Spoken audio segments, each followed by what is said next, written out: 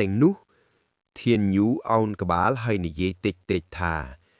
ប្រសិនបើគ្មានការណែនាំបន្ថែមទេខ្ញុំសូមលានាងងក់ក្បាលឆ្លើយតបឯងខំប្រឹងហើយគាត់កណនាក្នុងចិត្តខ្ញុំចង់នៅទីនេះឥឡូវនេះ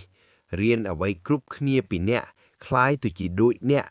តាមរបៀបនោះខ្ញុំនឹងមិនធ្លាក់ក្នុងស្ថានភាពអកុសលបែបនេះទៀតទេនៅពេលអនាគតរដូវកាលមួយទៀតបានមកដល់ខាងក្រៅបង្ងួងព្រិះធ្លាក់តិចប្រមូលផ្ដុំជាដុំនៅលើមែកឈើស្ងួតស្រមោលរបស់មនុស្សម្នាក់បានចាំងលើបង្អួងមនុស្សម្នាក់នោះមិនមែនជានរណាក្រៅពី Eldest Master ទេនៅពេលនេះគាត់កំពុងជក់ចិត្តនឹងសិភៅគណនេយ្យរបស់គាត់ខណៈដែលធានយូកំពុងមើលថែភ្លើងដើម្បីផ្ដាល់កំដៅនៅក្បែរគាត់គិតក្នុងចិត្តថាខ្ញុំបានផ្លាស់ប្ដូរផ្នត់ចិត្តរបស់ខ្ញុំពីទាសករដែលត្រូវបានចាប់ចម្រិតទៅជាអ្នកប្រាជ្ញដែលព្យាយាមយល់ពីពិភពលោកបន្ទាប់មកអ្វីគឺខុសគ្នាធានយូក្រឡេកមើលកន្លែងដែល Eldest Master កំពុងអង្គុយក្រោកឈរហើយរាយការណ៍តិចថាខ្ញុំទៅជួបលោកម្ចាស់ទី2មួយផ្លែតហើយនឹងត្រឡប់មកវិញបុរសម្នាក់ទៀតធ្វើកាយវិការយល់ព្រមធានយូបន្ទាប់មកបានដើរចេញទៅក្នុងព្រិលពិភពលោករបស់មនុស្សទាំងនោះគឺជាមេឃនិងដីថ្មីទាំងស្រុងគាត់មានអារម្មណ៍ថាទោះបីជាគាត់មិនមែនជារបស់ពិភពលោកនោះក៏ដោយប្រសិនបើគាត់មិនដឹងខ្លួនទេគាត់នឹងរស់នៅពេញមួយជីវិតដោយត្រូវបានគេប្រើប្រាស់គាត់គ្មានសិទ្ធិដេញតាមគោលដៅបែបនេះទេមួយសន្ទុះក្រោយមកធានយូបានមកដល់ទីវាលមួយដែលមនុស្សជាច្រើនកំពុងហាត់ក្បាច់ដាវប្រយុទ្ធគ្នាដុកធាន់ក្រឡេកមើលទៅក្រោយហើយសួរតិចថាឯងមកហើយគាត់អោនគោរពហើយឆ្លើយថាបាទលោកម្ចាស់ទី2ដុកធាន់ស្រែកដាក់បុរសផ្សេងទៀតថាលឿនជាងនេះ The Five Masters មេដឹកនាំទាំង5នៃភូមិ Village នេះគឺទី2កៅដុកធាន់គាត់រំលឹកធានយូថាបើឯងមិនអាចរៀនវាបានទេចូលសង្កេតឲ្យបានច្បាស់គាត់វាយតម្លៃដោយស្ងៀមស្ងាត់ម្នាក់ប្រើប្រាស់នឹងពាក្យសម្ដីដើម្បីដោះស្រាយបញ្ហានានាធានយូចាប់ផ្ដើមយ៉ាងស្ងាត់ថាខ្ញុំឮថាលោកកំពុងស្វែងរកខ្ញុំដុកធាន់បញ្ជាថាលើកនេះឯងត្រូវទៅដោយខ្លួនឯងប្រហែលជាថ្ងៃស្អែកឬខានស្អែកដូច្នេះត្រៀមខ្លួនទៅគាត់សួរដោយសំណួរថាបាទតើខ្ញុំអាចចម្បាច់កិច្ចការដែលលោកម្ចាស់សេងទៀតដាក់ឲ្យសិនបានទេគាត់យល់ព្រមភ្លាមពិតណាស់ឯងអាចធ្វើបានធានយូគិតក្នុងចិត្តញាក់ហាត់ក្បាច់គុណដែលឲ្យតម្លៃតែលើប្រសិទ្ធភាពគឺត្រង់ទៅត្រង់មកខ្លាំងណាស់ខ្ញុំមិនដែលឃើញនរណាម្នាក់ដូចនោះទេនៅពេលដែលខ្ញុំនៅជាមួយប៉ាក់វងណានទាំងពីរគ្រាន់តែសង្កេតមើលក្បាច់គុណរបស់ពួកគេខ្ញុំបានរៀនច្រើនណាស់មួយសន្ទុះក្រោយមកនៅពេលអាហារមេដឹកនាំទាំង5នាក់បានមានវត្តមានទី3គឺលោកម្ចាស់ទី3ចៅលីនដែលជាមាតានៃពិភពសេរីពេសៀរាល់កិច្ចការនៅក្នុងធងខូថោនត្រូវតែឆ្លងកាត់ដៃរបស់នាងចម្រោះព័ត៌មានហើយប្រែក្លាយវាទៅជាឧបករណ៍សម្រាប់រកប្រាក់ទី4គឺលោកម្ចាស់ទី4ជីវបាស្ដេចលបែងបិសាចលបែងដែលមានរហស្សនាមរាប់មិនអស់ធានយូសម្លឹងមើលម្ចាស់ហាងហើយគិតក្នុងចិត្តថាគាត់គឺជាបុរសសង្ហាបំផុតក្នុងចំណោម Five Masters ប៉ុន្តែក៏ជាមនុស្សឆ្ងល់បំផុតក្នុងពួកគេដែរមានពាក្យចចាមអារាមថាគាត់ជាមនុស្សឆ្ងល់ដែលថែមតែបានស៊ីសាច់មនុស្សទៀតផងគាត់បានសន្និដ្ឋាការថាទោះបីជាសមត្ថភាពរបស់ពួកគេខុសគ្នាក៏ដោយពួកគេមានរឿងមួយដូចគ្នាពួកគេទាំងអស់គ្នាយល់ពីចិត្តសាស្ត្រាមនុស្សហើយដឹងពីរបៀបប្រើប្រាស់វាធានយូតាំងចិត្តដោយស្ងៀមស្ងាត់ខ្ញុំត្រូវតែរៀនរឿងទាំងនោះ Eldest Master បាននិយាយឡើងយើងនឹងមិនបានជួបគ្នាទេមួយរយៈដូច្នេះមកញ៉ាំជាមួយពួកយើងមកធានយូឆ្លើយយ៉ាងរហ័សថាទេទៀន Eldest Master ជីវបាគំរាមថាហេប្រសិនបើឯងចង់រស់នៅក្រោមបងប្រុសធំទាំងពីររបស់យើងឯងគួរតែញ៉ាំឲ្យបានត្រឹមត្រូវ Liên có nhìn nhầm nhàng tuần phim hỏi như vậy thà. Trời hỏi một ăn cùi nhầm một. Anh lâm bạc hỏi mùi rì dạ ní. Lư đuôi chân á, thiên du nhạc phào bình tiện. Mùi rì dạ ní. Quát đa dứt tụt tụt hà. Eldest Master ni giấy khẳng thà. To nhâm. Thiên nhú tùm bìa bần đá chngol bần đá. Tao vì miền này thà mày tới. Vì mình ai gọn tại chỉ ca ni giấy lên sói thề. Tao bộ kỳ trong bàn ở vây ở bậtประกอบ Tích tập hiếp bàn phá bà đồ từ trường phá nôm ở bóng muối, đại miền tùm proxbo tội mùi. Huống cầm bông xâm lần mơ từ chân ái đòi cả đầy à lo à lầy. Pliêm nú, xâm lên muối bàn bần lư làng. Dương bàn mọc đòl hai, lọc mê phùm. Lư đôi chân á, niếng cả lệch mơ từ krauy. Huống xâm lần mơ mê được nòm tiếng bốnในภูมิวีแลนซ์บรรตวดหมอกนิเยติกท่าส่งบันเจือนโจ้เนียงเถื่อกายิกาดอยใดอันเจือนปูเก้อังกุยเคยโดยชนะปูเก้เตียงโบนบานพลาปโดกาสำเลิงมือดอเมียนอัธนัยมวยห่วงจะสราขณะนิเยธาขยุ้งบานเฟือประเงยกันตุยดะเนะรอคเนียดอยมันเซยกจะตุกดักจำปูเนียทั้งออกคเนียโดยชนะดำบงขยุ้งหนึ่งผักปีในมือแก้วบันต้อมอกนิ่งเหลือแก้วสรายืดเตอบอมอดห่วงเงยกระบาลบนติดให้พักวิอ้อมวยประพฤติพเนกสราใบแก้วบานอ้อนิ่งนิเยดอยสำเลงเตียบทาทั้งไงนี่แนะก็บานซองบำโนยชนัวเขียมได้โดยชนะเขียมก็เตรแต่พักดำใบออบอซาโตจุกใจระบาแนกได้ห่วงโจดอยจำนุดสำคัญโยลพร่มตาวยิงอานิเยตรองจมวยเขียบานเตะเอานี้ตาวกอดอย่างมัดห้อยหรือโดยชนะปูเกแตงโบแนกพญาพระอายอย่างคลัง Eldest Master นิเยมนเกกอดปัจจิกเมงได้ปิมาบังเรียนนะ นิ่งสู้ดาวจองดังท่าพี่บากบงเรียนสูงใบตาอิโมทอดีมอนก่อนนิเยดูชเนได้บ่เรามันเนตติวชลายติกกอดมันไอเตรียบานถวยไอประละบานเตนิเยมีอย่างตีดกเมนูมันซ้อมหนังปุเยียนเตห่วงนิเยดอยมันเตลซองไซท่ามันไอเตรียบานถวยไอประละตาโดยซาแต่ทอมไม่เจระบากอหรือกรอกกอดรังรัวเนเปไปชมบอกหนึ่งเรื่องละออกอดเมียนจมเนื้อกอดตรองไปคอยเนียงนิเจอย่างสงบสงัดท่าเพียบสมอตรองจีเรื่องรู้ตระบานเกจับตกท่าจิกุนทอเป็นตายจูนกาลเวียก็จีจำได้ซอยเดทมมวยได้นูห้อยจีมูลหาได้จึงบานเปียกอดตัวเนื้อตัวกอดเนี่ยลิงบานบรรต่อท้าตากเมงนกเมียงจำลองไอซอหรือเตเกจบ้าเจกำปงสวายรอกเอาไว้มวยดอยครวนไอปันตาเอาไว้มวยนกข้อปีจำลองโลกีหะดอยจีนิจิการในปีแสนะต่างปีเขมงโมกเขมงนุประกอบเจเมียนชันเตียดอเรื่องมอมบังฟุดเสียงบ้านสดับดอยเงียมสงัดเนเป้เนียงนิเยลิงสรับแต่บันเตียบสำเล้งระเบาะเนียงขยมเนแต่มันเดิงทาชันเตียระเบาะเก๋หนึ่งน้อมตะดอนาเตเนียงบานไวกุมไหลทามันแม้นดำใบตรอบสมบัติมันแม้นดำใบสลายสะอาดประสันบาเก้เปะปอนหนึ่งระบายซีซองเก้ประกอบจิเมียนบ่มน้องจองชนะคลามันคานนู้จีเรื่องธรรมดาเตปันท้ายขยมมันเคยจำนวนนู้ในขนมครวนเกซอเก้พิจเยี่ยมเรียนเอาไว้ได้มันซักซ้อมหนึ่งเกเยี่ยมอาจเคยจะบ้าปันท้ายเนเปเวเลียกันลองพดเตยเก้กันแต่ปีบากโจเตจิตหรือแบบนี้เชียงงอกบ่าวบ้าสมใบตายไฟมาสเตอร์สนิยีโดยชนะวิหะโดยจิเกปัจจิบิสนะขนมตาเรนุประหารเจดีวานคลาวด์ก็หนึ่งจับอานำคลังได้การดังทาเวียชีเอาไว้ประกอบเชมีนประยชน์สำหรับยืงกรีดมาสเตอร์บานซัวดอจองดึงท่าเปียเวเลียกำหนดมันตอนบกดอเตเฮ็ดไว้บานเจเนียกอัลเกเตอร์เนียงบานฉลายเพลียมท่าสถานการณ์บานพลับโดเฮยมีเรื่องคละบานกัดล้างในขนมจางหูขณะมีนบัญชีเอาบรรจุนเกตตินุ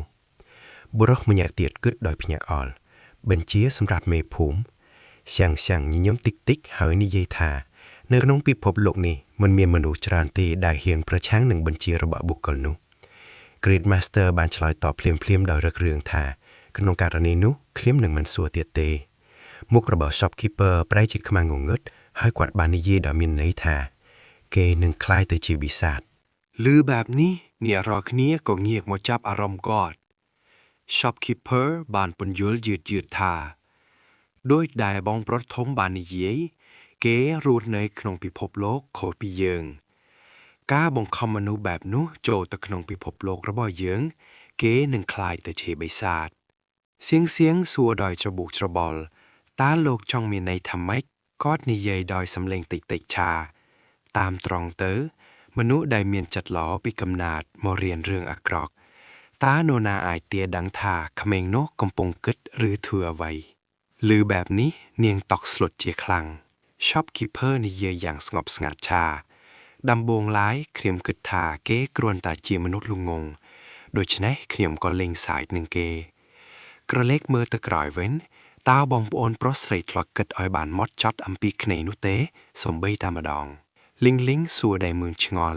ตาลูกจองนิเยเอาไว้กอดบานปุญโยลทาเมียนลัตตะเพอแต่ปีได้มวยคือเกกำปงเมียนกลุ่มน้มหายจองซองสักเยื้องหรือมวยเกกัดถ่ายเยืองบานช่วยหนังบุรีนเกได้เมียนในท้าเกหนึ่งโชว์ในคางเยืองชอบคิปเปอร์สรับแต่เราโชลางห้อยนิเยทาขยุ้มมันดังพิญญาบเสียงเตบนตาขยุ้มเข่งท้าขไม่นูนะแต่เมื่อมกขยุ้มโดยแต่เกจลอมเมื่อปีมนโดยชนะบาเปนูมาดอขยุ้มเตยแต่จากจริงจูบ้าสัวดอยเงืองชงอลจากจริงตัวนาก็ฉลายจำทา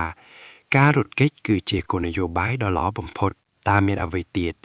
ตาหลุบไปจะบอกขยมมันแมนเจเรืองแดกเมนูซาบมพดเตหรืออนาคตคือจะบ้าโดยไงโดยชนะขยมประหยับนะดำไปส่องบำนอลชีวิตบักขยมกำปงประชนหนึ่งหันในไพตาในอนุญาตขยมจะเจนปี Village of Villains เตหรือแบบนี้ช้างก็ขวาดเนื้อเป้ยบมือเงิดเนื้อเตี้ยจ้าโตรมวยมีนเจิงมวยกู้บานโลดล่างอย่างสราวบรถไปเอาขมาวบานโจติเจ็ดกระเบืองดมโบอย่างเลือนจุมวยหนึ่งจุมเนียงวิชีสรากำรึดกระโปเกบานฉลองกัดจุนเจียงกระโปอย่างงีสรวนตึกมุกระบอกเกเนื้อแต่สงบสงัดดอยกราบโชเทียนรูบานสังเกตเมื่อออกขยะเปเชยูดอยกิดขนงชัดท่านี่ปึ๊ดเชเบสกรรมดอยจำไล่มวยเกนึกเคินการสันตเนียระบอกเกจุมวยบรอตรงเปียกโนวีมันแมนเจเรืองงีสรัวเตเกเตอร์ชายเชชเวมาเนอร์หายสไฟรกเสเพอมวยกบ่าวหรือแบบนี้เทียนรู้บานสัวทาเสเพอเอาไว้เพลียมนูเดชันบานในเยดอสำเลงติ๊กทานูคือเจกันไหลแดมันตุกเสเพอเทโดยชนะแยกกร้อนแต่ตรยกเอาไว้แดเมื่อเท่าโดยจีเสเพอปันตายแยกเท่าแต่ประหยัดปรุเมียนแยเยี่ยมจรานเนื้อเป็นนี้เกอายตรมแต่เนื้อเสียมจัดระบอกเกจระบัวประบลตาระบอนูจีหาดพอเดพวกเกบงเรียนคิวมปีประจัยกระเตะ Shadow Step หรือนี่มันแมนจีชันเตะระบอกคิวมเตตาคิวมเตยทัวตามบัญชีระบอกเนี่ยเซนเตหรือเทียนรู้สำเลิงเมื่ออย่างหมดเจียวจรวนจินจามกำเนิดระบอกเกกำปุงประนังตัวฮีอย่างนาก็ด้อยหากดุยชิมินเอาไว้มวยกำปุงราร่างดานเทียนระบอกเขียมอายถือปวดเจอนุวัตเบสกรรมปันตาเฉลียดโอกาสรถเกจิตสลวนเกตดอจำนวนนี้เกก็นีอีพรีมทาเขียมเตอตรลับมอกปัจจุบันเวงเทียนรู้บันสังกอดคลวนไอแต่จรุงจุนจางโดยพดอลอารมณ์อย่างคลังกำเนิดมวยบานพลื้ล้างขนงคูกบาระบอกเกเขียมตรือใต้ประหยัดนี่ไอตรมตากาสารละบองพนอบตาไฟมาสเตอร์สมันแม่นสุดแต่จีแหนจุมเนียงการปราธนำโปเตหรือกาถือไอธนำโปและพวกเกออยเขียงเมื่อเต้าด้วยที่กำพงเจียบามันแม่นที่เรื่องพิบากเตบรรทบปีกิดมวสันตุมเกก็สำรัดเจ็ดรถตมกเทียนรู้เชียนตมกมวยจำหินมาดองเพลียมนู้เมียนเอาไว้มวยทั่วเอาเกชุบกระสายพเนกระบอกเกปลายจีสระเปิลบันติดสำเลงปีใบบานบรรลือลางปีกะไลนามวยพวกอาเตรชานการสหารเตียงนี้มันดังท่าบรรมานคายหายบ่ามันแมนหมกปีพวกอาเตรชานุเตเคียงมันจำใบรถมอกตีนีเตเมียนแต่ปุเยิงเทได้รองตุกตาเยิงเจอเฟื่อเอาไว้นึกนงกันไหลดอกกูอ้อยสอบคืมนี่เทียนรู้ลุยเมื่อปีกรอยจนเจียงดอยเก็ดขนงจัดทานี้มันแม้นจีเรื่องได้อาจบรรจอบขนงระยะเป็นมวยไงหรือปีไงเตหากโดยจีขยุงกู้แต่เฟื่ออาทิเพียบดอลกาสฟังโยนปีพล่องเนื้อตีนี้จีมุนสันปันตายจีดำบงขยุงเตอปินิดเมื่อทาตามีมนุษย์เป็นมันเนี่ย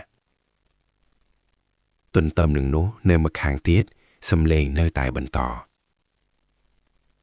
ตาวตาจ้าโน้ยังไม่หายสำเลงหมูเตียดฉลายทากอดสำหลับหาย បើជាខ្ញុំវិញខ្ញុំគ្រាន់តែប្រាប់ពួកគេឲ្យសម្លាប់ខ្ញុំឲ្យលឿនចុះយ៉ាងម៉េចពេលនេះស្ថានភាពបែបនេះខ្ញុំពិតជាចង់ដឹងណាស់ថាតើវាជានរកអ្វីដែលអាចរុញច្រៀនមនុស្សម្នាក់ដល់កម្រិតនេះពាក្យទាំងនេះបានបង្កឲ្យមានគំនិតមួយនៅក្នុងចិត្តរបស់គេរបស់នរកនោះតើវាអាចជាសិភៅដែលខ្ញុំកំពុងស្វែងរកឬទេធានរូផ្លាស់ទីតាមជញ្ជាំងខណៈដែលសំឡេងនរណាម្នាក់បន្លឺឡើងពីក្រោយកុំគិតថាចម្លែកហើយកុំអាណត្តិបើឯងយកអាហារជួយឯងនឹងត្រូវគេវាយដែរឯងស្គាល់ឬខ្ញុំគ្រាន់តែនិយាយទេប៉ុន្តែតាចាស់នោះពិតជាអស្ចារ្យណាស់ដែលអាចទ្រាំទ្របានខ្ញុំគ្រាន់តែចង់បញ្ចប់រឿងនេះហើយទៅដេកសំឡេងមួយទៀតបន្លឺឡើងថាការបដូរវែងចិត្តដនហើយក្រោយពីនេះតាចាស់នោះត្រូវការព្យាបាលដូច្នេះយើងអាចដេកលក់ស្រួលបានប៉ុន្មានថ្ងៃ លុះចប់ប្រយោគចុងក្រោយគេក៏ឆ្ងល់ភ្លាមថាមនុស្សសំខាន់តាមសម្ដីគាត់ហាក់ដូចជាមានគេជាប់គុកនៅទីនេះខណៈពេលដែលកំពុងធ្វើដំណើរយឺតៗតាមជញ្ជាំងទៀនរូស្ដាប់យ៉ាងយកចិត្តទុកដាក់ការឈឺចាប់ពិតប្រាកដមិនអាចស្លាប់បានធ្វើទារណកម្មបន្ទាប់មកព្យាបាលបន្ទាប់មកធ្វើទារណកម្មម្ដងទៀតនៅពេលដែលគេកំពុងឆ្ពោះទៅមុខស្រាប់តែមានអ្វីមួយទាក់ទាញចំណាប់អារម្មណ៍របស់គេទៀនរូសង្កត់ខ្លួនឯងភ្លាមទៅនឹងជញ្ជាំងដោយគ្មានសម្លេងវាបានคล้ายជាចំហាមពីរនាក់កំពុងនិយាយគ្នាកន្លែងនោះឯងនៅទីនេះត្រឡប់ទៅវិញចុះដល់វេនយើងដែលល្បាតហើយឯងធ្វើការលំបាកហើយនៅពេលនេះគេលួចមើលដោយមុខកណ្ដាលសង្កេតស្ថានភាពដោយស្ងប់ស្ងាត់នៅក្នុងឈុតមួយទៀតដៃមួយកាន់ជក់សរសេរឲ្យត្រង់មួយសន្ទុះក្រោយមកគំនូប្រាងដ៏គ្រើฟគ្រើមបានលេចអឡើងលើក្រដាសមានគេគិតក្នុងចិត្តថាលើកលែងតែផ្នែកកណ្ដាលអ្វីផ្សេងទៀតទៀនរូវិនិច្ឆ័យដោយការផ្ដោតសំខាន់បំផុតសំណាងហើយដែលមិនមានមនុស្សច្រើននៅខាងក្រៅដូច្នេះមិនមែនជាបញ្ហាទេប៉ុន្តែសម្រាប់ខាងក្នុងវិញខ្ញុំមិនដឹងថាត្រូវធ្វើយ៉ាងដូចម្តេចទេផ្អែកលើអ្វីដែលខ្ញុំលួចស្ដាប់មានមនុស្សប្រហែល32នាក់នៅខាងក្នុងចិញ្ចើមរបស់គេជ្រីរាវបន្តិចទៀនរូគិតក្នុងចិត្តថាប៉ណ្ណឹងបានហើយសម្រាប់ថ្ងៃនេះខ្ញុំគួរតែទៅដេកសិនមេឃងងឹតស៊ូនស៊ុចម្ដងទៀតគេបានរត់នៅលបឿនដ៏គួរឲ្យភ្ញាក់ផ្អើលមុខរបស់ទៀនរូគឺផ្ដោតសំខាន់បំផុតប៉ុន្តែបញ្ចេញនូវភាពស្ងប់ស្ងាត់គេជៀនជំហានមួយជំហានថ្នមឆ្ពោះទៅកាន់ច្រកអេជោបន្ទាប់មកពួននៅពីក្រោយជញ្ជាំងវាគឺជាសំឡេងរបស់បរិហ្វកាលពីម្សិលមិញម្ដងទៀតមកដល់ចំណុចនេះហើយឯងមិនសង្ស័យទេឬស្អីតាពិតជាតាចាស់នោះមែនទេដែលយកវាមានរយៈពេលយូរណាស់មកហើយយើងនៅតែមិនទទួលបានអ្វីសោះពីគាត់ប្រសិនបើគាត់នៅតែតស៊ូរបៀបនេះមនុស្សដែលត្រូវបានបញ្ជូនទៅស្វែងរកគាត់នឹងត្រូវស្វែងរកដោយបើកភ្នែកធំ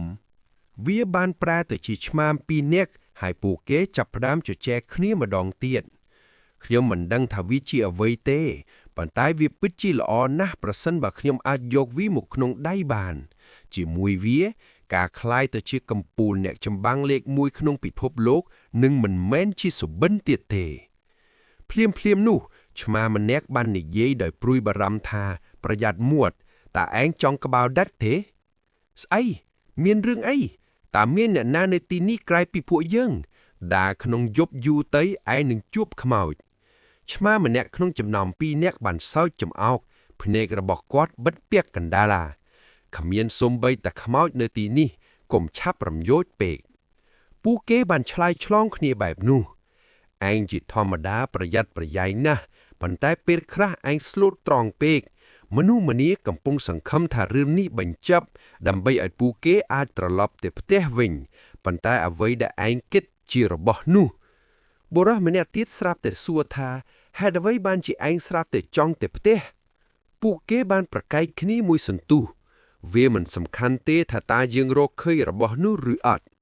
ឯងកំពុងនិយាយអំពីអ្វីឧបមាថាយើងរកឃើញវាចុះយ៉ាងម៉េចទៀតឯងស្លាប់ឯងមិនអាចសុំបីតែនិយាយពួកគេឈរក្បែរគ្នា បន្តនិយាយគ្នាតាអាយទេបើយើងរកមិនឃើញរបស់នោះទេយើងក៏នឹងដូចកាលពីមុនដែរមិនមែនជារឿងធំដុំទេប៉ុន្តែតាមត្រង់ទៅខ្ញុំសង្ឃឹមថាតាចារ្យនោះពិតជាមិនដឹងអ្វីទាំងអស់អញ្ចឹងតើយើងគួរធ្វើដូចម្ដេចទោះមានរឿងអ្វីក៏ដោយខ្ញុំត្រូវតែចេញពីបេសកកម្មនេះមិនយូរប៉ុន្មានទេ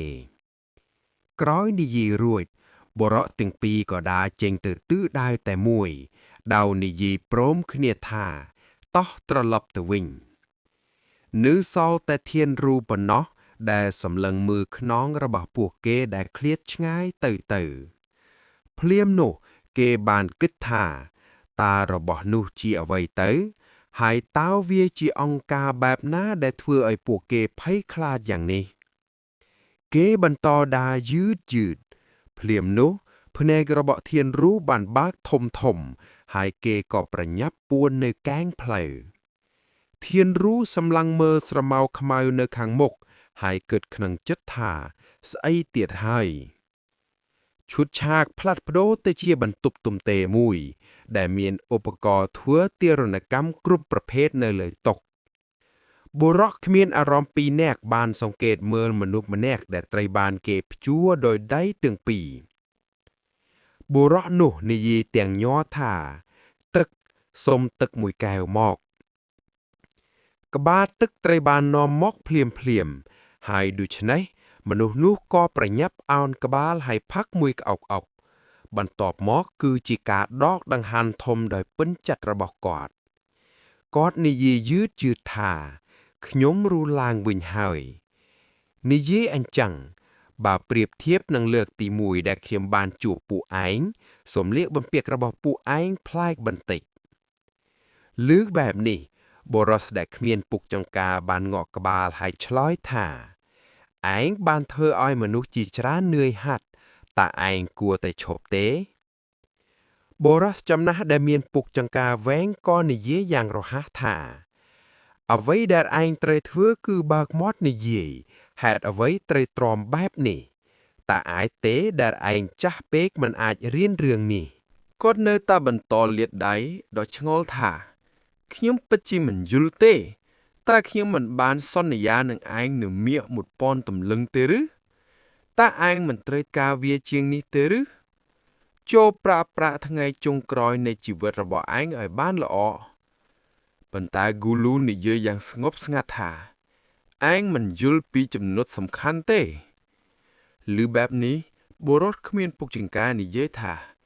តើឯងចង់មានន័យថាម៉េចក៏ឆ្លើយថា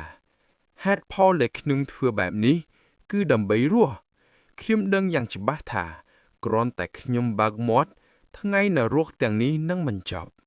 ប៉ុន្តែតើខ្ញុំអាចនិយាយអ្វីបានបន្ទាប់ពីឮបែបនេះបុរសម្នាក់ទៀតក៏សម្លឹងមើលទៅចំហៀងយ៉ាងរហ័សដោយពិចារណាទីបំផុតបុរសចំណាស់នៅខាងស្ដាំក៏ធ្វើដូចគ្នាគាត់ក៏បើកមាត់ដែរខណៈនោះហ្គូលូដែលត្រូវបានព្យួរដៃទាំងពីរក៏បន្ថែមយឺតថាមាស1000តម្លឹងខ្ញុំមិនត្រូវការវាទេខ្ញុំពេញចិត្តនឹងជីវិតរបស់ខ្ញុំណាស់ប៉ុន្តែតើឯងអាចធានាអ្វីបានគ្រាន់តែគាត់និយាយចប់បុរសពីរនាក់នៅចំពោះមុខគាត់ក៏ចាប់ផ្ដើមឡោមគាត់កុំបារម្ភពីរឿងនោះខ្ញុំអាចទទួលខុសត្រូវក្នុងការសង្គ្រោះជីវិតឯងត្រូវហើយដូច្នេះប្រញាប់និយាយមកតើរបស់នោះនៅឯណាប៉ុន្តែហាក់ដូចជាឯងមិនជឿខ្ញុំសោះតើអ្វីធ្វើឲ្យឯងគិតថាឯងអាចធ្វើវាបានតើពួកឯងមិនមែនគ្រាន់តែជាមនុស្សកំសាកដែលពួននៅក្នុងស្រមោលមេបករបស់ពួកឯងទេឬប្រយោគនេះធ្វើឲ្យបុរសទាំងពីរនិយាយមិនចេញបានត្រឹមតែមួយមុខគ្នាសំឡេងរបស់ហ្គូលូបន្លឺម្ដងទៀតទោះបីខ្ញុំប្រាប់ពួកឯងតើពួកឯងអាចទទួលផលវិបាកបានទេបុរសដែលមានពុកចង្កាបានតបវិញថាឯងនិយាយស្អីមានន័យដែលយើងមិនអាចទទួលគ្រាន់តែគាត់និយាយចប់ហ្គូលូនិយាយយឺតដល់សំឡេងទាបថាពួកឯងខំប្រឹងដល់ថ្នាក់នេះគ្រាន់តែដោយសារការស្មានថាខ្ញុំដឹងអំពីវាហើយកាន់កាប់វា ដូច្នេះប្រសិនបើខ្ញុំនិយាយខ្ញុំពិតជាចង់ដឹងណាស់តើពួកឯងនៅតែអាចរស់នៅដោយសុខសាន្តទេបន្ទាប់ពីដឹងពីកន្លែងលាក់របស់វាខណៈពេលដែលគាត់នៅស្ងៀមបុរសដែលមានពុកចង្កាបាំងងក់ក្បាលហើយនិយាយដោយសំឡេងធ្ងន់ថាឯងចង់មានន័យថាយើងនឹងខ្លាចជាដូចឯងហ្គូលូត្រូវបានព្យួរខ្ពស់ដៃរបស់គាត់ប៉ុន្តែគាត់មានភាពស្ងប់ស្ងាត់ខុសពីធម្មតាពួកឯងមានចម្លើយនៅក្នុងចិត្តរួចហើយមិនអ៊ីចឹងឬតើពួកឯងគិតថាពួកឯងអាចនៅសុខសាន្តបានទេបន្ទាប់ពីដឹងពីកន្លែងលាក់ខ្លួននៃរបស់នោះបន្ទាប់ពីឮបែបនេះបុរសម្នាក់សួរយ៉ាងប្រញាប់ថាចុះយើងគួរធ្វើដូចម្ដេចទោះជាយ៉ាងណាក៏ដោយហ្គូលូរក្សាអាកប្បកិរិយាប្រងើយកណ្ដាលពួកឯងគួរតែឲ្យមេប៉ារបស់ពួកឯងមកទីនេះដើម្បីស្ដាប់ដោយផ្ទាល់យុវជនដែលនៅស្ងៀមរហូតមកដល់ពេលនេះហៀបនឹងបើកមាត់ប៉ុន្តែមេប៉ាក់ឥឡូវនេះមុននឹងគាត់អាចបញ្ចប់មានដៃមួយមកខ្ទប់មាត់គាត់បុរសម្នាក់ទៀតកាត់យ៉ាងលឿនថាឯងចង់មានន័យថាហ្គូលូស្នាសុំយឺតថាហៅមេប៉ាក់របស់ពួកឯងមកទីនេះនោះគឺជាមធ្យោបាយតែមួយដែលពួកឯងអាចរស់បានគាត់និយាយយឺតដោយមិនមានការបញ្ចេញមតិយល់ល្អពួកឯងតែហៅឆាំងហ្គានមកក្រានតែគាត់និយាយចប់បុរសដែលមានពុកមាត់មានការភ័យបន្តិចតើឯងដឹងដល់របៀបណាប៉ុន្តែហ្គូលូនៅតែនិយាយដោយសង្កត់ថាប្រសិនបើពួកឯងទាំងពីរអត់អីខ្ញុំនឹងនិយាយដោយធម្មតាប៉ុន្តែម្នាក់ចំណោមពួកឯងត្រូវស្នាក់នៅហើយយាមខ្ញុំត្រូវទេខណៈពេលដែលចុងក្រោយនេះមនុស្សចាស់និងក្មេងម្នាក់កំពុងពិភាក្សាគ្នាជាឯកជនឯងគួរទៅរាយការណ៍ឲ្យលឿនខ្ញុំនឹងនៅទីនេះហើយយាមគាត់យល់ព្រមខ្ញុំនឹងទៅរាយការណ៍ខ្ញុំពឹងលើឯងនៅទីនេះហើយបន្ទាប់ពីនិយាយរួចបុរសចំណាស់មានពុកចង្កាក៏ចេញទៅយ៉ាងស្ងៀមស្ងាត់ហ្គូឡូក៏និយាយឡើងទីបំផុតនៅសល់តែឯងទេប្រយោគនេះធ្វើឲ្យយុវជនភ្ញាក់ផ្អើលអ្នកទាំងពីរប្រឈមមុខដាក់គ្នាផ្លាស់ប្ដូរពាក្យសម្ដីពីរបីឯងឆងងៅធ្វើអីស្រាយចំណងខ្ញុំឲ្យលឿនឯងឈួតលឿតើឯងកំពុងនិយាយមិនសមហេតុផលអីភ្លាមនេះហ្គូឡូដកដង្ហើមហត់ពី3ដងហើយនិយាយយ៉ាងលឿនថាខ្ញុំបានបង្ហាញផ្លូវច្បាស់លាស់ដល់ឯងហើយប៉ុន្តែឯងមិនសងគុណខ្ញុំដូច្នេះខ្ញុំគ្មានជំរើសអ្វីក្រៅពីបន្តទៅជំហានបន្ទាប់យុវជននោះស្រឡាំងកាំងបន្តិចហើយនិយាយយ៉ាងម៉ឺងម៉ាត់ថាឯងមិនដូចតាចាស់ធម្មតាតតែសោះប៉ុន្តែហ្គូឡូនិយាយយ៉ាងប៉ិនប្រសប់ថាខ្ញុំគ្រាន់តែតស៊ូដើម្បីរស់ពេលកំពុងទទួលទារុណកម្មនៅទីនេះខ្ញុំបានគិតយ៉ាងម៉ត់ចត់ខ្ញុំមិនដឹងថាអង្គការរបស់ឯងនៅឯណាទេប៉ុន្តែខ្ញុំប្រកាសថាពួកឯងនឹងមិនទុកជីវិតឲ្យខ្ញុំទេប៉ុន្តែប្រសិនបើវាមិនមែនជាអង្គការប៉ុន្តែជាបុគ្គលនោះជារឿងផ្សេងប្រសិនបើខ្ញុំប្រាប់ឯងថាវត្ថុនោះនៅឯណាតើឯងអាចដកលែងខ្ញុំបានទេគ្រាន់តែគាត់និយាយចប់អ្នកម្ខាងទៀតឆ្លើយថាក្រៅពីដោះលែងឯងតើខ្ញុំអាចទុកចិត្តថាឯងនឹងប្រាប់ខ្ញុំគ្រប់យ៉ាងអំពីវត្ថុនោះចុះបើខ្ញុំដោះលែងឯងហើយឯងរត់គេចខ្លួនឮបែបនេះហ្គូឡូនិយាយទាំងកំហឹងថាតើឯងគិតថារាងកាយរបស់ខ្ញុំនេះអាចរត់រួចឬឯងដឹងច្បាស់ពីកម្រិតក្បាច់គុណរបស់ខ្ញុំទោះបីជាខ្ញុំរត់គេចខ្លួនក៏ដោយក៏វាដូចជាសុនអ៊ូខុងនៅក្នុងបាតដៃរបស់ព្រះពុទ្ធដែរមិនអញ្ចឹងឬឮដូច្នេះអ្នកមកខាងទៀងគម្រាមថាបើឯងហ៊ានលេីល្បាត់ខ្ញុំនឹងសម្លាប់ឯងភ្លាមប៉ុន្តែគាត់មិនភ័យខ្លាចចំពោះពាក្យនោះទាល់តែសោះហ្គូឡូឆ្លើយតបយ៉ាងស្រស់ទន់ថាឯងគួរតែបារម្ភថាខ្ញុំនឹងស្លាប់ហើយសាកសពរបស់ខ្ញុំនឹងត្រូវគេទុកចោលតាមផ្លូវប្រសើរជាងមើលរាងកាយរបស់ខ្ញុំឥឡូវនេះចុះតើខ្ញុំនៅតែមើលទៅដូចមនុស្សធម្មតាទេបុរសម្នាក់ទៀតខណៈពេលកំពុងស្រាយខ្លែពួរបន្ថពាក្យរបស់គាត់ឯងនិយាយត្រូវទោះបីជាខ្ញុំដោះលែងឯងក៏ដោយបើគ្មានជំនួយពីអ្នកណាឯងនឹងស្លាប់មុនពេលទៅដល់ភូមិរបស់ឯងផងខ្ញុំសង្ឃឹមយ៉ាងមុតមាំថាឯងគ្មានល្បិចផ្សេងទេឯងផ្ដល់ឲ្យខ្ញុំអ្វីដែលខ្ញុំត្រូវការឯងរស់គ្រាន់តែគិតបែបនេះគឺគ្រប់គ្រាន់ហើយគាត់បានបីគួរលូនៅលើខ្នងរបស់គាត់ ហើយបន្តដំណើរទៅមុខដោយរអ៊ូរំទាមថាដំបូងយើងត្រូវចេញពីទីនេះពួកគេនឹងតាមតនក្នុងពេលឆាប់ៗនេះព្យាយាមទ្រាំរហូតដល់ពេលនោះឯងមិនត្រូវបានអនុញ្ញាតឲ្យស្លាប់នៅឡើយទេឈុតឆាកផ្លាស់ប្ដូរទៅជ្រុងផ្ទះមួយនៅពេលយប់ធានរូគ្របមុខរបស់គេសម្លឹងមើលស្រមោលខ្មៅដែលឈរនៅមាត់ទ្វារការសង្ស័យបានកើនឡើងនៅក្នុងចិត្តរបស់គេតើនរណានឹងបន្ទាប់មកគេក៏ដេញហាមជននោះហើយរត់ទៅខាងក្រៅនៅពេលនេះព្រះអាទិត្យបានរះនៅលើចង្កេះភ្នំរាងកាយមួយកំពុងរត់ហាក់ដូចជាហោះតាមផ្លូវវាជាបុរសម្នាក់ដែលកំពុងបីមនុស្សសន្លប់នៅលើខ្នងរបស់គាត់បានបន្លឺសំឡេងព្យាយាមសង្កត់កំហិនរបស់គាត់ខណៈពេលដែលគាត់លួងលោមនៅពេលលេយូននៅលើទូកខ្ញុំនឹងព្យាបាលរបួសរបស់ឯងចិត្តរបស់គាត់ច្របូកច្របល់បើអាម្នាក់នេះស្លាប់អ្វីនឹងឥតប្រយោជន៍ជីវិតរបស់ខ្ញុំផ្ទាល់ក៏នឹងមានគ្រោះថ្នាក់ដែរកែវភ្នែករបស់គាត់បានសម្លឹងទៅចំហៀងយ៉ាងស្ងៀមស្ងាត់គាត់បានផ្អែកគួរលូទៅនឹងផ្ទាំងថ្មធំមួយហើយនិយាយខ្លាំងថាភ្ញាក់ឡើងមុនពេលឯងស្លាប់ចូលប្រើដង្ហើមចុងក្រោយរបស់ឯងដើម្បីប្រាប់ខ្ញុំថាវត្ថុនោះនៅឯណាប៉ុន្តែការឆ្លើយតបតែមួយគត់ដែលគាត់បានទទួលគឺភាពស្ងៀមស្ងាត់របស់ភាគីមិនខាងទៀតទីតាន់នេះធ្វើឲ្យគាត់នឹងភ្លាមគាត់សង្កេតធ្មេញហើយគិតក្នុងចិត្តថាស្មារតីរបស់វាគឺភ្លាមនោះធានរូប្រញាប់ទៅមុខដោយស្រែកថាលោកគ្រូ គ្រាន់តែពាក្យទាំងនោះចេញពីមាត់របស់គេបុរសពាក់មួកចាំបងបានងាកក្បាលភ្លាមសំណួរមួយបានភ្លឺឡើងក្នុងចិត្តរបស់គាត់នរណាតើលោកគ្រូមានន័យថាម៉េចក្នុងពេលជាមួយគ្នានោះភ្នែករបស់មនុស្សម្នាក់ទៀតបានភ្លឺដោយពន្លឺចម្លែកគាត់បានបាញ់ទៅមុខដោយក្របកំភ្លើងធានរូកាន់ដំបងស្រែកទាំងកំហឹងថាលោកគ្រូរបស់ខ្ញុំគឺជាអ្នកដែលឯងបានធ្វើទារុណកម្មអាតិរិឆានបុរសម្នាក់នោះហាក់ដូចជាយល់គាត់បានជ្រាវជ្រួញចិញ្ចើមយ៉ាងលឿនដៃរបស់គាត់ដកដាវឈានពីស្រោមទីបំផុត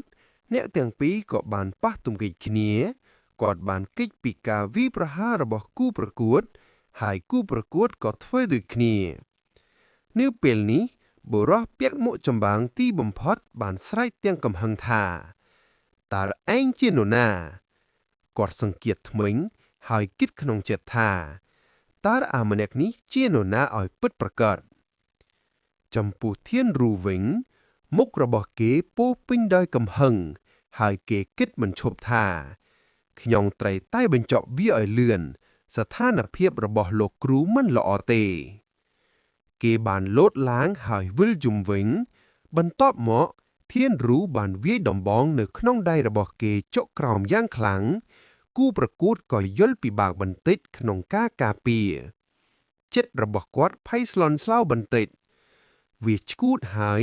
ហ៊ានធ្វើបែបនេះដោយគ្មានអាវុធត្រឹមត្រូវនៅក្នុងដៃផងធានរូវាចុងដំបងរបស់គេយ៉ាងខ្លាំង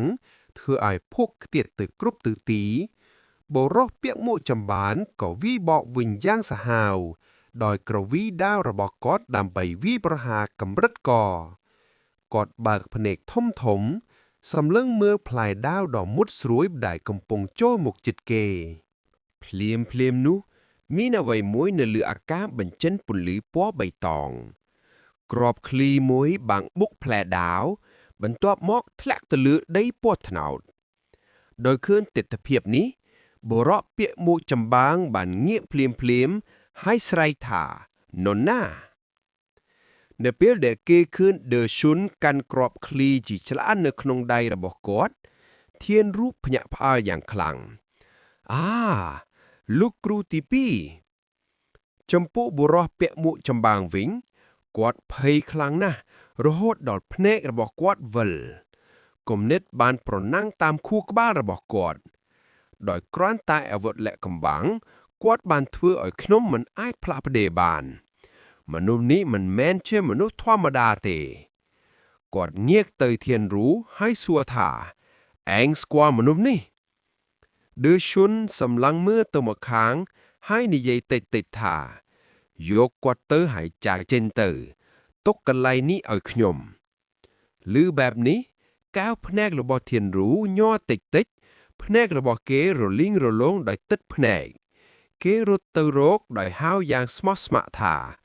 โลกครูปันตายกบ้าระบอมนุษย์มนักเตียดเนื้อแต่อ่อนเหมือนชลายตอบหอยโดยชนะ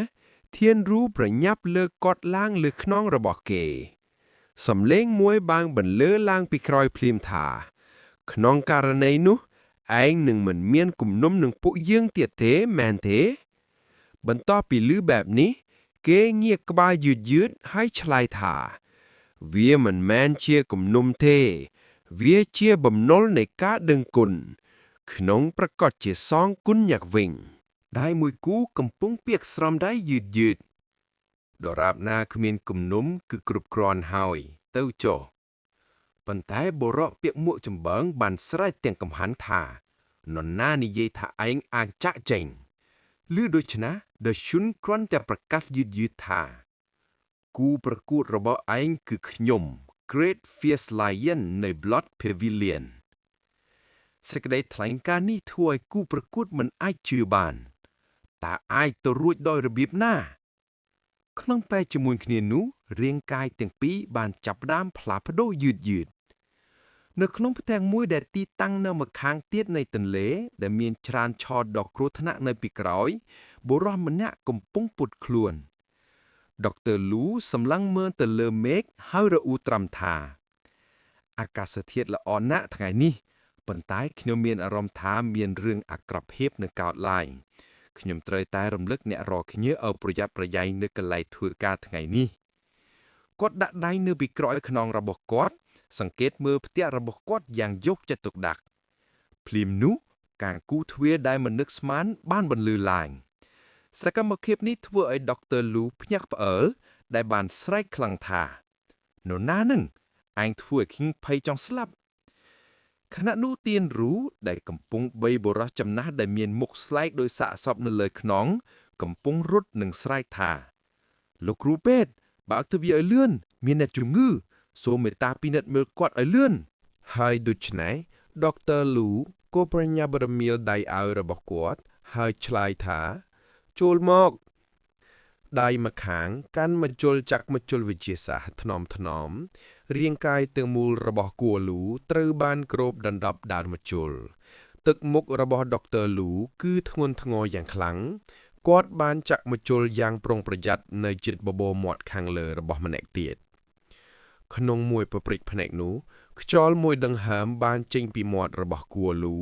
ให้ดร.ลูก็ดอดังหามถมดอยทูสลากอดเงียไตเทียนรู้ให้นิยัยทากรัวถนักเพลียมบานกันลองพดเตยให้สำหรับเปียวนี่ต้าวนานาจีเนทัวเรื่องนี้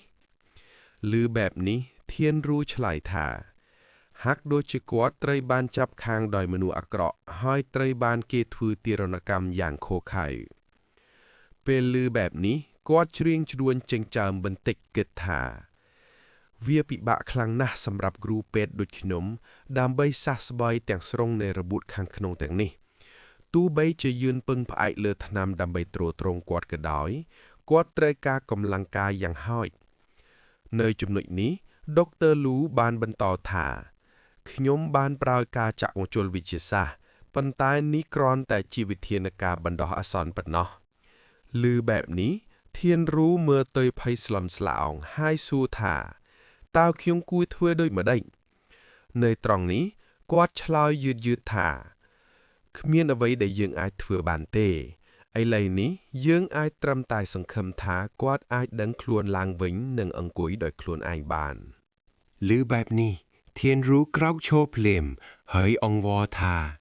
ลูกครูตรอยแต่พญะล่างลูกครูตรอยแต่พญะล่างเนวูดังแซกลีเดอร์ดานแฮกมปุงจวกจัดหนึ่งกาอ่านเอาไว้มวยเพลียมนุสำแรงมวยบ้านประกาศบีขังกราวทเวียทาบองเพราะทมบเทียนบะบอนเพราะมันบ้านมาดาลไฮกร้อนแต่เปียกแต่บานนี้ยัยดานแฮเพลียมเมียนกาไพ่บันติกสำแรงนี้คือกวาดบ้านเคยซอดอิมอร์ทัลกระวีได้ดักกวาดประหยับสได้บรรโตถาไอ้นี่ตั้งปีเป้หน้าแต่ไอ้ ប៉ុន្តែការសម្លឹងរបស់ដែនវាបានធ្លាក់ទៅកន្លែងផ្សេងវាគឺជាក្មេងប្រុសដែលពួននៅពីក្រោយអាវធំរបស់តួលេខខ្ពស់ស៊ូធានឃើញបែបនេះគាត់ក៏សួរថាតើក្មេងនេះជានរណា Sword Immortal មិនបានលើកបាំងអ្វីទេហើយនិយាយថាខ្ញុំបានជួបគេដោយនិស្ស័យក្មេងនេះគួរឲ្យស្រឡាញ់ណាស់បន្ទាប់ពីឮបែបនេះ Dan He បានពិចារណាអ៊ីចឹងឯងចង់និយាយថាដោយនិស្ស័យក្មេងគឺគួរឲ្យស្រឡាញ់ណាស់បន្ទាប់មកគាត់ញញឹមយ៉ាងសម្បូរគាត់គិតក្នុងចិត្តថា Sword Immortal របស់យើងទីបំផុតមានសះហើយភាគីម្ខាងទៀតមិនបានបដិសេធទាល់តែសោះត្រឹមត្រូវហើយខ្ញុំត្រូវតែបង្ហាញគេដល់លោកពូតើគេទៅណាអស់ហើយគ្រាន់តែគាត់និយាយចប់ Dan He បានឆ្លើយតបភ្លាមៗថាពិតណាស់ប្រសិនបើលោកពូឮដំណឹងនេះ Three Immortal ប្រកាសជានឹងប្រញាប់ត្រឡប់មកវិញដោយខ្លួនឯងគាត់ងាកទៅរកក្មេងហើយសួរថាតើឯងឈ្មោះអ្វីក្មេងប្រុសឆ្លើយតិចៗថាស៊ូធានបន្ទាប់មក Dan He វ៉ាណែនាំខ្លួនយឺតៗថាខ្ញុំគឺ Dan He លោកពូរបស់ឯងគាត់មិនអាចជួយបានទេក្រៅពីញញឹមដោយការកោតសរសើរមើលទៅឯងបងប្អូនប្រុសច្បងនិងប្អូនប្រុសប្រកាសជានឹងស្រឡាញ់ឯងណាស់យប់ចូលមកដល់ពន្លឺព្រះច័ន្ទចាំងមកលើប៉ងខ្ពស់នៅឆ្ងាយរូបមួយឈរស្ងៀមសម្លឹងមើលទៅចម្ងាយគំនិតបានបន្លឺឡើងក្នុងចិត្តរបស់ស៊ូធានក្នុងច្បាស់ជាមានមនុស្សដូចពួកគេដែរហេតុអ្វីខ្ញុំមិនអាចចាំបានភ្លាមនោះសំឡេងមួយត្រូវបានឮធ្វើឲ្យគេងាកហើយអោនក្បាលដោយសារពីវតិហេតុអ្វីឯងមិនដេកស៊ូធានអោនគោរពនិយាយដោយអៀនថាលោកគ្រូគេសួរដោយទន់ភ្លន់ថាតើឯងកំពុងមើលព្រះច័ន្ទឬមានរឿងអីតើមានអ្វីក្នុងចិត្តរបស់ឯងឮសំណួររបស់លោកគ្រូក្មេងប្រុសមើលទៅហាក់ដូចជាកំពុងគិតខ្ញុំធ្លាប់មានគ្រួសារដូចញ៉ាំផ្សេងដែរប៉ុន្តែខ្ញុំមិនអាចចាំពួកគេបានទេពួកគេច្បាស់ជាមនុស្សដែលខ្ញុំស្រឡាញ់ខ្លាំងណាស់ Sword Immortal ឮបែបនេះក៏និយាយថាអ៊ីចឹងទេអ៊ីចឹងវាជារឿងនឹងតាមអ្វីដែលឯងបាននិយាយឯងច្បាស់ជាទទួលបានក្តីស្រឡាញ់ជាច្រើនពីគ្រួសារដ៏ចកសម្រងឮបែបនេះស៊ូធានព្រិចភ្នែកហើយសួរថាប៉ុន្តែហេតុអ្វីខ្ញុំមិនអាចចាំអ្វីបានចំពោះសំណួរនេះ Sword Immortal គ្រាន់តែសម្លឹងមើលសិទ្ធិរបស់គាត់ដោយស្ងៀមស្ងាត់គាត់គិតក្នុងចិត្តថាវាប្រហែលជាបានកើតឡើងនៅពេលគេនៅក្មេងការចងចាំរបស់គេប្រហែលជាត្រូវបានលុបវាជារឿងល្អដែលគេនៅតែចាំឈ្មោះរបស់គេប្រសិនបើគ្រួសាររបស់គេជាប់ពាក់ព័ន្ធក្នុងសង្គ្រាមវាទំនងណាស់ថាពួកគេទាំងអស់បានស្លាប់ពួកគេបានបន្តការសន្ទនារបស់ពួកគេ Sword Immortal បានលួងលោមគេដោយទន់ភ្លន់ថាកុងប្រញាប់ពេកថ្ងៃណាមួយការចងចាំរបស់ឯងនឹងត្រឡប់មកវិញស្លឹកឈើរាប់មិនអស់ត្រូវបានខ្ចាត់ខ្ចាយដោយខ្យល់គាត់ឈរនៅចំពោះមុខ Dr. Lu ទឹកមុខមិនសប្បាយចិត្តអរគុណលោកជាន់ខ្ពស់ដែលបានមើលថែលោកគ្រូរបស់ខ្ញុំក្នុងអំឡុងពេលនេះខ្ញុំប្រកាសជានឹងមិនភ្លេចគុណនេះទេឮធានរូនិយាយបែបនេះគាត់គិតដោយសង្ស័យថារាងកាយរបស់គាត់មិនទាន់បានធូរស្បើយទេតើគាត់មានគម្រោងទៅណាទៀតដុកទ័រលូច្របូកច្របល់បន្តិចបងប្រុសហ្គួហេតុអីមិនរងចាំដល់ព្រឹកចាំចាកចេនផ្អែកលើខ្នងរបស់ធានរូហ្គួលូបានឆ្លើយថាអរគុណខ្ញុំបានសម្រាកគ្រប់គ្រាន់ហើយហាក់ដូចជារាងកាយចាស់របស់ខ្ញុំនេះនឹងមិនអាចសងគុណលោកដោយខ្លួនឯងបានទេគ្រាន់តែឲ្យកូនច្បងរបស់ខ្ញុំសងគុណលោកជំនួសខ្ញុំចោះលោកគ្រូពេទ្យគ្រាន់តែគាត់និយាយចប់ ดร.ลูជ្រាវជ្រួញចិញ្ចើមបន្តិចហើយឆ្លើយថាលោកត្រូវថែរក្សាខ្លួនឲ្យបានល្អសម្រាប់ប៉ុន្មានខែខាងមុខថែរក្សាខ្លួនផងនិយាយរួចគាត់ក៏ងាកក្បាលមើលរាងកាយទាំងពីរចាកចេញដោយស្ងៀមស្ងាត់ពួកគេបានបីគ្នាទៅវិញទៅមកពួកគេបានឆ្លងកាត់ជម្រាលភ្នំដ៏រដឹបរដប់មួយជំហាន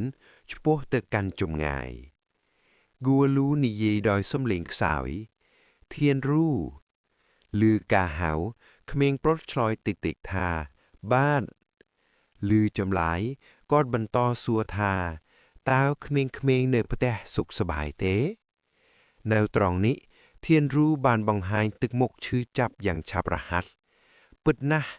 សិស្សរបស់លោកគ្រូមិនទាន់មានសមត្ថភាពគ្រប់គ្រាន់ក្នុងការមើលថែពួកគេឲ្យបានល្អទេប៉ុន្តែខ្ញុំនៅតែព្យាយាមអស់ពីសមត្ថភាពដើម្បីផ្គត់ផ្គង់ពួកគេគាត់បិទភ្នែកដោយអស់កម្លាំង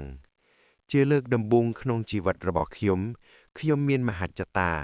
ហើយនោះគឺរយៈពេល4ខែកន្លងមកនេះខ្ញុំគួរតែធ្វើអ្វីមួយដែលមានស្ថិរភាពដើម្បីនៅជាមួយក្មេងៗដៃរបស់ក្មេងប្រុសបានរឹតបន្តឹងលើខ្សែហើយគេនិយាយតិចៗថាដរាបណាលោកគ្រូអាចត្រឡប់មកវិញនោះគឺជារឿងសំខាន់បំផុតប្អូនទាំងអស់នឹករលឹកលោកគ្រូណាស់គំនិតរបស់ធានរូច្របូកច្របល់ខ្ញុំត្រូវតែបង្កើតរឿងមួយនិយាយថាក្មេងៗបានចេញតែក្រៅអស់ហើយខ្ញុំគ្រាន់តែត្រូវការមនុស្ស 2-3 នាក់ដើម្បីសហការខ្ញុំដាច់ខាតមិនអាចឲ្យលោកគ្រូដឹងពីความពិតទេគាត់នឹងមិនអាចទប់ទល់នឹងភាពតក់ស្លុតបានទេមេឃបាត់បង់ពន្លឺប៉ុន្តែសំឡេងរបស់ពួកគេទាំងពីរនៅតែបន្លឺឡើងតើវូឡានយ៉ាងម៉េចហើយតើគេនៅតែរៀនពូកែទេក្នុងចំណោមក្មេងៗប្អូនប្រុសទី2គឺជាមនុស្សស្ងប់ស្ងាត់បំផុតលោកគ្រូមិនចាំបាច់បារម្ភទេគេប្រហែលជាមិនប្រឡងជាប់ការបញ្ចប់នៅលើកទី1ទេប៉ុន្តែគេប្រកាសជានឹងជាប់ឬបែបនេះគាត់ក៏ធូរចិត្តហើយបើកមាត់សួរអំពីសិស្សផ្សេងទៀតរបស់គាត់យើងមិនចាំបាច់បារម្ភពីហ្វូជីវដែរមែនទេគេអាចរកបានមិនថាឯងបោះគេទៅទីណាទេតើគេនៅឯណាឥឡូវនេះគំនិត 2-3 ទៀតបានភ្លឺឡើងក្នុងខួរក្បាលរបស់ក្មេងប្រុសនេះមិនល្អទេខ្ញុំបានកុហកច្រើនពេកហើយប្រសិនបើលោកគ្រូនៅតែសួរហាក់ដូចជាបានសម្រេចចិត្តរួចធានរូងាកក្បាលហើយឆ្លើយថាបាទហ្វូជីវគឺជាអ្នកដែលយើងត្រូវបារម្ភតិចបំផុតពេលលោកគ្រូចាក់ចេញគេថែមទាំងស្រែកខ្លាំងៗថាគេនឹងរកប្រាក់ដើម្បីសង់ផ្ទះសម្រាប់អ្នករកគ្នាខ្ញុំគិតថាយើងប្រកាសជានឹងអាចរស់នៅបានយ៉ាងសុខស្រួលគួលូបិទភ្នែកយឺតៗហើយនិយាយតិចៗថាវាគួរតែបែបហ្នឹងពួកគេបានបន្តនិយាយគ្នាបែបនេះតាមផ្លូវនៅកន្លែងដែលហៅថា Secret Pavilion វូឡានអង្គុយជោគដោយញើសកំពុងអានអ្វីមួយភ្លាមនោះសំឡេងមួយបានបន្លឺឡើងធ្វើឲ្យគេងាកក្បាលដោយភ្ញាក់អល់តើឯងនៅទីនេះទេវូឡានប្រញាប់ក្រោកឈរហើយឆ្លើយថាបាទលោកម្ចាស់គេសម្ពោះដោយការគោរពចំពោះបុគ្គលនៅចំពោះមុខគេលោកម្ចាស់បានមកដល់ហើយ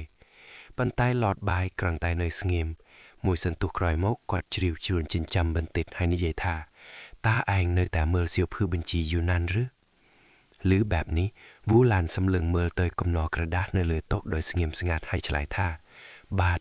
ទោះបីជាអ្នកក្រមបង្គាប់អ្នកនេះបានមើលពួកគេច្រើនដងក៏ដោយក៏នៅតែមានផ្នែកដែលខ្ញុំមិនយល់ដូច្នេះខ្ញុំកំពុងមើលពួកគេម្ដងទៀតឡតបាយសួរយឺតៗថាតើវាមានរយៈពេលប្រមាណថ្ងៃហើយក្មេងប្រុសភ្ញាក់អោលហើយនិយាយថាស្អីគាត់និយាយយឺតៗថាខ្ញុំកំពុងសួរថាតើវាមានរយៈពេលប្រមាណថ្ងៃហើយចាប់តាំងពីឯងចាប់ដើមមើលសៀវភៅបញ្ជីទាំងនេះទើបតែពេលនោះវូឡានដឹងខ្លួនគិតក្នុងចិត្តថាវាមានរយៈពេល3ថ្ងៃហើយឮបែបនេះឡតបាយនិយាយយ៉ាងទន់ភ្លន់ថាទៅសម្រាកចុះទុកឲ្យខ្ញុំមើលវិញវូឡានភ្ញាក់ផាយហើយប្រញាប់បដិសេធ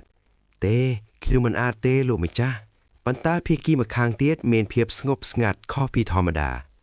មិនអីទេខ្ញុំធ្លាប់ត្រួតពិនិត្យសៀវភៅបញ្ជីពីមុនមកការធ្វើការងារទាំងអស់នេះតែម្នាក់ឯងពិតជាច្រើនពេកហើយប៉ុន្តែទាំងនេះគឺជាឯកសារសម្ងាត់មានមនុស្សតិចណាស់តែមានសិទ្ធិត្រួតពិនិត្យពួកគេបានឆ្លើយឆ្លងគ្នាបែបនេះ มันไอเต้ลูกម្ចាស់ខ្ញុំអាចធ្វើវាបានឬបែបនេះគាត់មិនបានទទួលទៀតទេហាក់ដូចជាគ្មានវិធីផ្សេងទេសំឡេងរបស់ Lord Bay នៅតែបន្តបន្លឺឡើងឯងមានគ្រួសារដែលត្រូវមើលថែហើយខ្ញុំក៏ដូចគ្នាអ្វីដែលខ្ញុំអាចធ្វើបានគឺសិក្សាមួយជីវិតរបស់ខ្ញុំកប់នៅក្នុងសៀវភៅប្រើប្រាស់ធម៌ពលទាំងអស់របស់ខ្ញុំដើម្បីស្វែងរកកិត្តិនាមនិងទ្រព្យសម្បត្តិខ្ញុំទទួលបានវាប៉ុន្តែនោះគឺទាំងអស់ដៃរបស់គាត់ប៉ះសៀវភៅបញ្ជីមួយខណៈដែលគាត់បន្តថាខ្ញុំធ្លាប់គិតថាដរាបណាខ្ញុំទទួលការឡើងឋានៈនិងក្លាយជាអ្នកមានផ្លូវខាងមុខនឹងបើកចំហយ៉ាងទូលាយប៉ុន្តែខ្ញុំកាន់តែឡើងខ្ពស់បន្ទុកនៅលើស្មារបស់ខ្ញុំកាន់តែធ្ងន់ក្មេងប្រុសឮបែបនេះក៏ឆ្លើយថាអ្នកក្របង្គាប់ម្នាក់នេះនឹងខិតខំឲ្យអស់ពីសមត្ថភាពលោកម្ចាស់ Lord Bay បន្តដោយស្នាមញញឹមថាឯងលឿនជាងខ្ញុំឆ្ងាយណាស់ Vulan មិនហ៊ានទទួលពាក្យសរសើរទេលោកម្ចាស់តាំងពីយូរមុនពេលប្រឡងអធិរាជអ្នកក្របង្គាប់ម្នាក់នេះបានកក់សរសើរ Lord Bay រួចហើយអូសំឡេងរបស់អ្នកទាំងពីរបន្លឺឡើងក្នុងអាកាសមានតែមនុស្សម្នាក់គត់នៅទីនេះដែលសមនឹងទទួលការគោរពទៅហើយគ្រប់បុគ្គលនោះប៉ុន្តែឯងអាចនឹងមានអារម្មណ៍អស់តម្លើងពីការធ្វើការច្រើនចម្លើយរបស់ក្មេងប្រុសបានបន្លឺឡើងម្ដងទៀតមិនអីទេលោកម្ចាស់ Secret Pavilion Emissary មានក្តីសង្ឃឹមខ្ពស់ចំពោះលោកបើមិនដូចគ្នាគាត់នឹងមិនប្រគល់ឯកសារទាំងនេះឲ្យលោកទេឬបែបនេះ Vulan ប្រញាប់ធានាថាអ្នកក្របង្គាប់ម្នាក់នេះនឹងមិនធ្វើឲ្យលោកខកចិត្តទេហើយទោះនេះក៏ទទួលបានពាក្យសរសើរពីម្នាក់ទៀតល្អណាស់មួយសន្ទុះក្រោយមក Vulan ហាក់ដូចជាមានអ្វីទ្រនីយេគេដាក់ភ្នែកចុះប៉ុន្តែលោកម្ចាស់លើការហៅ Lord Bay ឆ្លយ៉ាងទន់ភ្លន់ថាតើមានអ្វីទៀតទេរងចាំតែពេលនេះប៉ុណ្ណោះគេនិយាយដោយទឹកដមសំឡេងព្រួយបារម្ភបន្តិចថាតើពេលណាទើបអ្នកក្របង្គាប់ម្នាក់នេះអាចផ្ញើដំណឹងទៅគ្រួសាររបស់ខ្ញុំបានគ្រាន់តែគេនិយាយចប់បរមនោះសម្លឹងមើលដោយស្ងៀមស្ងាត់ហើយនិយាយទៅជាស្ហើចហាក់ដូចជាឯងនៅតែមិនដឹងមុនពេលឯងអានឯកសារទាំងនេះឯងអាចផ្ញើដំណឹងទៅផ្ទះបានគ្រប់ពេលប៉ុន្តែបន្ទាប់ពីបានឃើញពុកវាហើយឯងមិនត្រូវបានអនុញ្ញាតឲ្យតាក់ទងផ្ទាល់ជាមួយនរណាម្នាក់នៅក្រៅពីមនុស្សនៅទីនេះទេសេចក្តីថ្លែងការណ៍នេះធ្វើឲ្យ Vulan ថប់បារម្ភបន្តិចអ្នកក្របង្គាប់ម្នាក់នេះគ្រាន់តែចង់ឲ្យពួកគេដឹងថាខ្ញុំមានសុវត្ថិភាពប៉ុន្តែ Lord Bay សួរដោយស្ងប់ស្ងាត់នៅសំណួរដែលមិនពាក់ព័ន្ធមួយថាតើឯងបានប្រាប់ពួកគេថាឯងប្រឡងចប់ទេភ្នែករបស់ក្មេងប្រុសប្រែជាសោកសៅអំពីរឿងនោះខ្ញុំមិនអាចផ្ញើដំណឹងនៅពេលនោះបានទេខ្ញុំចង់ព្យាយាមម្ដងទៀតឥឡូវនេះអ្នកទាំងពីរបានឆ្លើយឆ្លងគ្នាបែបនេះខ្ញុំយល់ពីអារម្មណ៍របស់ឯងប៉ុន្តែមិនមែនឥឡូវនេះនេះគឺជាពេលវេលាដ៏រសើបមួយសូមអត់ធ្មត់និងរងចាំបន្តិចទៀតបាទលោកម្ចាស់ទោះជាយ៉ាងនេះក៏ដោយ Vulan មិនអាចយ៉ាក់បាំងភាពសោកសៅរបស់គេបានទេដោយគិតក្រុងចិត្តថាបងប្រុសច្បាំងនិងប្អូនប្រុសប្រកាសជាកំពុងទន្ទឹងរង់ចាំដំណឹងរបស់ខ្ញុំយ៉ាងអន្ទាសាតើគេសុខសប្បាយទេភ្ញៀវម្ដងនោះសំឡេងដែលមិនស្គាល់មួយបានបន្លឺឡើងធ្វើឲ្យគេភ្ញាក់អោយគំនិតមួយបានភ្លឺឡើងក្រុងចិត្តរបស់ Vulan នរណាយេនឡូឡានៅមុខ Secret Pavilion កាំងចិនស្ទុះចូលមកដោយស្រែកថាតើឯងមានកម្រងស្នាក់នៅទីនេះរាល់ថ្ងៃឬក្មេងប្រុសប្រញាប់ស្រែកថាខាងចិនប៉ុន្តែគេនៅតែភ្ញាក់ផ្អើលនរ៉ាបន្ទាប់មក Vulan ងាកទៅប្រឈមមុខនឹងតុហើយគប់ខ្លួនឯងនៅក្នុងការងាររបស់គេម្ដងទៀតដៃធំមួយស្រាប់តែដាក់លើខ្នងរបស់គេបុគ្គលនោះចាប់ខោអាវរបស់ម្នាក់ទៀតហើយស្រែកថាតើក្មេងនេះជានរណា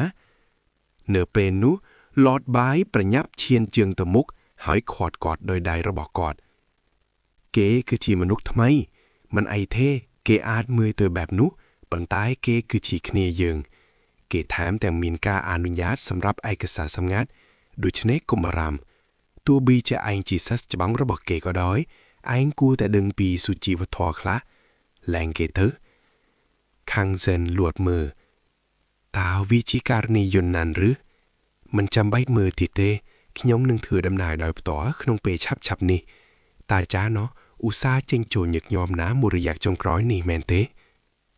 หรือแบบนี้ลอดบายเป็นอยู่ท่า Secret Pavilion មកត្រួតពិនិត្យពីមួយពេលទៅមួយពេលនោះឲ្យជារបៀបដែលអ្វីៗដំណើរការយ៉ាងរលូននៅទីនេះខាង Zen ងាកក្បាលម្ដងទៀតហើយបន្តថាតាចាស់ចង្រៃនោះហេតុអ្វីគាត់មិនទាន់ចូលនិវត្តន៍ទៀតយ៉ាងណាមីងខ្ញុំជាអ្នកដាក់ចេញផែនការចឹងអស់ប៉ុន្តែវូឡាន់នៅតែមិនទាន់បាត់ភ័យនៅឡើយគេគិតក្នុងចិត្តថាតើគាត់ចេះណានៅក្នុងប្រទេសមួយក្នុងព្រៃហ្គលូអង្គុយប្រើកណាត់ឈើដើម្បីស្វែងរកអ្វីមួយនៅលើដៃម្ខាងគាត់កាន់ជ្រូងសៀវភៅមួយហើយដៃម្ខាងទៀតកាន់ដបដែលមានក្របថ្នាំចម្លែកគាត់បិទភ្នែកហើយសើចតិចៗគ្មាននរណាម្នាក់នឹកស្មានថាវត្ថុនេះស្ថិតនៅស្ថានភាពបែបនេះតើនេះជាអ្វីដែលហៅថាធ្វើតាមកន្លងនៃធម្មជាតិឬធានរូទឹកមុខពួយដោយក្តីសោកសៅទីបំផុតក៏និយាយឡើងលោកគ្រូតើវាជាអ្វីឬសំឡេងរបស់គេក៏លូនិយាយថានេះគឺជាកំបត់ទ្រព្យដែលមនុស្សជាច្រើនកំពុងស្វែងរកในขณะนี้គឺជាបច្ចេកទេសក្បាត់គុណរាប់មិនអស់ឃើញបែបនេះគេក៏ស្ងាត់ឈឹងភ្លាមតើនេះជាអ្វីគ្រាន់តែដោយសាររបស់នេះលោកគ្រូចាក់ក្របថ្នាំចូលក្នុងដៃរបស់គាត់ហោះវាឲ្យបង្កាប់ថាធានរូស៊ីវាតីសកម្មភាពនេះធ្វើឲ្យគេបែកញើសស្អីគួលូស្រែកម្ដងទៀតស៊ីវាទៅដូច្នេះគេគ្មានជំរឿអ្វីក្រៅពីស៊ីវាក្រៅការចម្រិនរបស់ម្នាក់ទៀតរបស់នេះមុនពេលគេអាចបញ្ចាប់គំនិតរបស់គេសំឡេងស្រែកមួយទៀតបានបន្លឺឡើងធានរូបិទភ្នែកហើយស៊ីវីយ៉ាងប្រញាប់ប្រញាល់ភ្លាមនោះភ្នែករបស់គេបើកធំសម្លឹងមើលយ៉ាងធំរាងកាយទាំងមូលរបស់គេហាក់ដូចជាឆ្លងកាត់ការផ្លាស់ប្ដូរមួយសន្ទុះក្រៅណោបុរសចំណាស់និងយុវជនកំពុងនិយាយគ្នាតើវាយ៉ាងម៉េចដែរវារលាយក្នុងមាត់របស់ខ្ញុំលោកគ្រូតើវាជាអ្វីគាត់សើចហើយឆ្លើយថារបស់ល្អសម្រាប់ឯងខ្ញុំដើមឡើយចង់បានតែក្របថ្នាំនោះទេប៉ុន្តែរឿងរ៉ាវបានប្រែទៅជាបែបនេះបន្ទាប់ពីនោះគោលូក្រោកឈរត្រង់តោះទៅធានរូស៊ូដោយភ្ញាក់ផ្អើលតើយើងទៅណាគាត់និយាយយឺតថាយើងត្រូវស្វែងរកពាក់កណ្ដាលទៀតនៃគម្ពីរសម្ងាត់វាជារបស់គ្រោះថ្នាក់ដូច្នេះខ្ញុំបានហាកវាជាពាក់កណ្ដាលហើយលាកមួយផ្នែកខ្ញុំគិតថាទោះបីជាខ្ញុំត្រូវគេរកឃើញក៏ដោយពាក់កណ្ដាលទៀតអាចជួយសង្គ្រោះជីវិតខ្ញុំបានឬបែបនេះគេសួរដោយគ្មានភាពរីករាយបន្តិចថាតើគម្ពីរសម្ងាត់នោះជាអ្វីអប្រកាសដែលពិភពលោកទាំងមូលកំពុងស្វែងរកវាហើយលោកគ្រូបានបញ្ចប់ក្នុងស្ថានភាពបែបនេះក្នុងពេលជាមួយគ្នានោះគោលូនៅតែបន្តនិយាយយ៉ាងវែងគេនិយាយថាវាជាគម្ពីរក្បាច់គុណដែលអាចជួយនរណាម្នាក់ឲ្យក្លាយជាម្ចាស់ការលេខ1ក្រោមមេឃការពឹងពាក់កណ្ដាលលើគម្ពីរសម្ងាត់ដើម្បីក្លាយជាអ្នកក្បាច់គុណខ្លាំងបំផុតខ្ញុំមិនដែលជឿលើរឿងគួរឲ្យអស្ចារ្យបែបនេះទេក្នុងមួយជីវិតរបស់ខ្ញុំប៉ុន្តែគេនិយាយថាអ្នកខ្លាំងក្រោមមេឃទាំងអស់កំពុងស្វែងរកវាខ្ញុំមិនដឹងថាវាអាចជួយឯងឲ្យក្លាយជាលេខ1បានឬអាចទេប៉ុន្តែគ្រាន់តែដោយការកាន់កាប់វាឯងអាចគ្រប់គ្រងតំបន់មួយបានយ៉ាងហោចណាស់ទៀនរូឧទានដោយតក់ស្លុតលោកគ្រូនៅក្នុងព្រៃសំឡេងអ្នកទាំងពីរបន្លឺឡើងក្នុងអាកាសខ្ញុំដឹងខ្ញុំក៏សោកស្ដាយដែរគ្រាន់តែមួយជំហានខុសបានបណ្ដាលឲ្យមានស្ថានភាពវឹកវរនេះ